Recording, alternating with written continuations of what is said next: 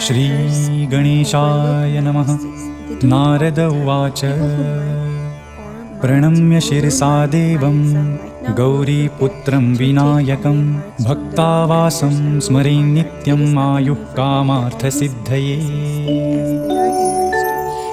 प्रथमं वक्रतुण्डं च एकदन्तं द्वितीयकं तृतीयं कृष्णपिङ्गाक्षं गजवक्त्रं चतुर्थकम्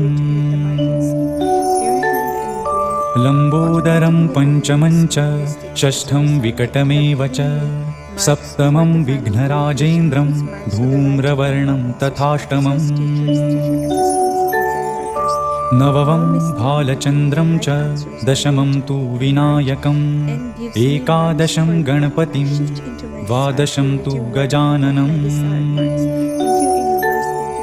द्वादशैतानि नामानि त्रिसन्ध्यं यः पठेन्नरः न च विघ्नभयं तस्य सर्वसिद्धिकरं प्रभो।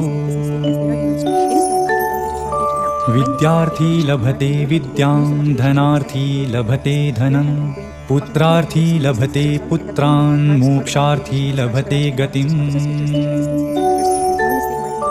जपेत् गणपतिस्तोत्रं षड्भैर्मासैः फलं लभेत् संवत्सरेण सिद्धिं च लभते नात्र संशयः। अष्टभ्यो ब्राह्मणेभ्यश्च लिखित्वा यः समर्पयेत् तस्य विद्या भवेत् सर्वा गणेशस्य प्रसादतः।